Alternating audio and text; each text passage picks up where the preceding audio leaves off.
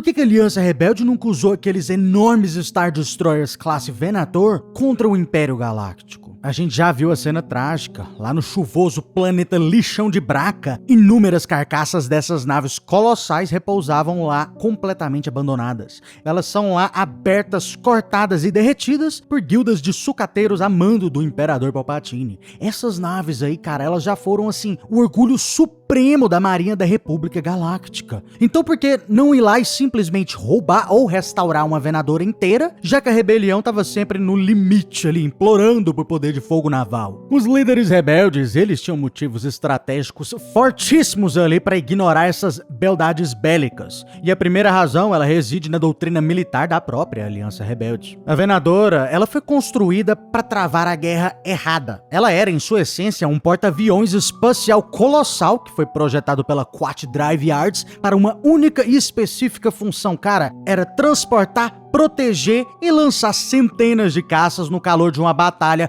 frente a frente os separatistas. Todo seu design era focado exatamente nisso. O cruzador, ele ostentava duas torres de comando isoladas. Tinha a torre de estibordo, que cuidava da pilotagem da própria nave capital, enquanto a de bombordo, ela era dedicada exclusivamente a gerenciar o tráfego frenético ali espacial dos caças. Suas portas dorsais imensas se abriam como se fosse uma concha e ela conseguia cuspir ali até 400 pequenas espaçonaves simultaneamente entre V-Wings e o ARC 170. O Venador, ele era uma fortaleza estacionária para a guerra de trincheiras espaciais contra os separatistas. Contudo, essa definitivamente não era a guerra da rebelião. A joia da coroa da Aliança Rebelde não era uma nave de quilômetros em extensão, mas sim o ágil e versátil caça X-Wing. E essa pequena nave, ela trazia uma vantagem tática que mudava completamente as regras do jogo a favor da Aliança Rebelde, que era um hiperpropulsor próprio integrado e um droide astromecânico. Os temidos caças TIE do Império Galáctico não viajavam pelo hiperespaço sozinhos. Eles precisavam obrigatoriamente de serem escoltados e carregados por um Star Destroyer.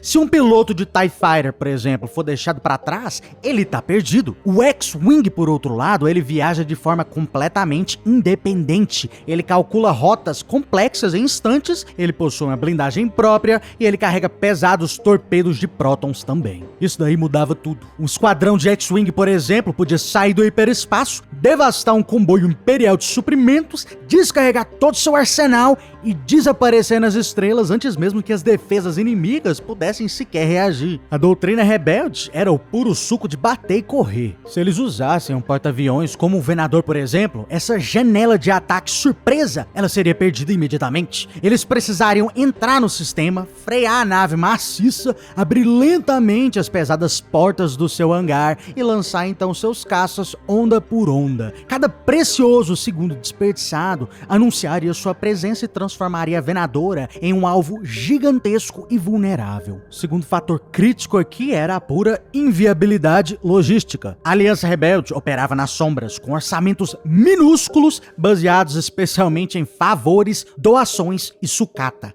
Um único Star Destroyer classe Venadora, ele exigia uma tripulação mínima, cara, de 7.400 oficiais e técnicos altamente treinados, apenas para manter as luzes acesas e os motores da nave funcionando. Isso sem mencionar o espaço para 2.000 soldados de infantaria. A Aliança Rebelde, espalhada em minúsculas células operacionais secretas aqui ou ali, ela já lutava para conseguir tripulantes o suficiente para as corvetas de bloqueio, recrutar secretamente, treinar, alimentar e cobrir a folha de pagamento de mais de 10.000 pessoas para uma única nave, uma única Venadora, seria um atestado de falência imediata para a Aliança. Mesmo que eles contornassem a falta de pessoal, a manutenção física da nave era um puro pesadelo. Os grandes estaleiros espaciais e os estoques de peças de reposição estavam firmemente no coração dos mundos centrais, sob a vigilância constante do Império Galáctico. O massivo reator principal da Venadora, ele consumia milhares de toneladas de combustível de hipermatéria a cada segundo de queima máxima. Sustentar os custos operacionais de um único Venador faria a Aliança Rebelde sangrar seus recursos em uma questão de dias. Diante desse problema, se os rebeldes não podiam usar o ápice bélico da República, o que eles colocariam então na linha de frente para enfrentar os letais imperiais Star Destroyers? A resposta, cara, é tão ridícula que você vai dar risada. Navios de cruzeiro e embarcações futurísticas. Isso mesmo que você escutou. Olha,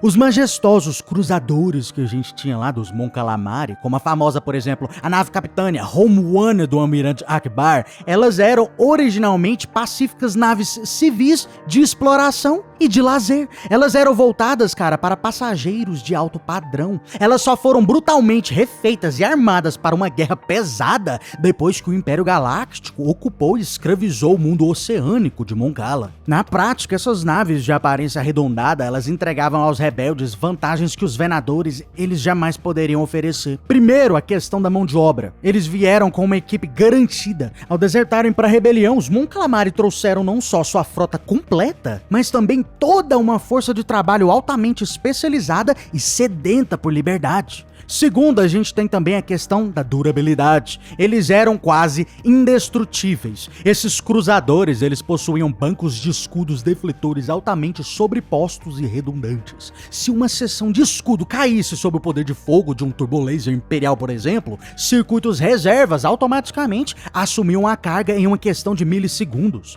Eles aguentavam, gente, uma verdadeira surra ali incrivelmente prolongada, muito além do que era suportado pela blindagem de um venador clássico, por exemplo, por incrível que pareça. Terceira questão da flexibilidade. Embora eles atuassem ali como ultra resilientes encouraçados de artilharia, eles também possuíam hangares o suficiente para lançar qualquer tipo de caças estelares ali quando eles quisessem. Eles podiam também operar como centros de comando, alas médicas e fortalezas espaciais, tudo na mesma fuselagem orgânica e incrivelmente eficiente. Apesar disso, a gente tem uma questão muito interessante. Em relação às naves separatistas, a Aliança Rebelde, por exemplo, não tinha nenhum escrúpulo em utilizá-las. A questão aqui, gente, reside puramente na burocracia do registro transponder. Uma nave separatista, por exemplo, que foi encontrada inerte e resgatada, ela era um fantasma digital completo. A Confederação de Sistemas Independentes, ela foi extinta e varrida do mapa. Nenhum burocrata imperial monitorava códigos de identificação dessas naves velhas de facções que nem sequer existiam mais. Para a inteligência imperial, essas assinaturas, elas eram simplesmente anomalias ou lixo espacial. Já a Venadora, ela era exatamente o oposto disso. Ela foi um projeto militar governamental meticulosamente catalogado, com a sua assinatura energética ali exata e números de séries que estavam armazenados em cada arquivo de segurança da Marinha Imperial. Ligar os potentes motores da Venadora seria equivalente a disparar um sinalizador estelar nas telas de monitoramento do Império Galáctico. Em resumo, a Aliança Rebelde ela não abandonou esses grandiosos Venadores simplesmente por uma falta de peças ou contingente. Eles recusaram essa nave, cara, porque isso significaria abraçar exatamente os termos de combate do Palpatine. A glória da rebelião, ela dependia primeiro da sua mobilidade, a sua furtividade sagaz e a sua capacidade de bater duro e recuar rápido. Para eles, usar o porta-aviões mais lendário das guerras clônicas seria basicamente pintar um alvo gigantesco em cima das cabeças de cada um deles. Mas me diz aí nos comentários, gente, vocês acham que foi um erro da Aliança Rebelde não ter usado as Venadoras? E se você gostou do vídeo, cara, seja um bom piloto, curta e se inscreva. Caso contrário... Você está no conselho, mas não o consagramos mestre Jedi.